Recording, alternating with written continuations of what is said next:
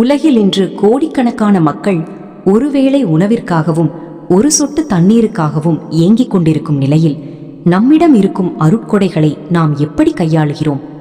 இஸ்லாம் வீண் விரயத்தை கடுமையாக கண்டிக்கிறது. அல்லாஹ் திருமறை குரானில் மிக தெளிவாக கூறுகிறான், உண்ணுங்கள், பருகுங்கள், ஆனால் வீண் விரயம் செய்யாதீர்கள்.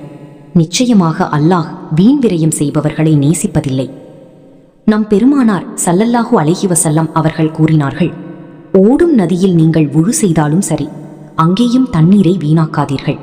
இதுதான் இஸ்லாம் நமக்கு கற்றுத்தரும் சிக்கனம். வீண் விரயம் என்பது உணவோடு மட்டும் நின்று விடுவதில்லை. தேவையற்ற ஆடம்பரங்கள் மற்றும் பெருமைக்காக செய்யப்படும் செலவுகள், பயனுள்ள காரியங்களில் ஈடுபடாமல் வீணாக கழிக்கப்படும் நிமிடங்கள், தேவையற்ற போது எரியும் விளக்குகளும் அனாவசியமாக திறந்துவிடப்படும் குடிநீரும் வீண் விரயமே. வீண் விரயம் செய்வதால் ஏற்படும் பாதிப்புகள் மிக கொடியவை.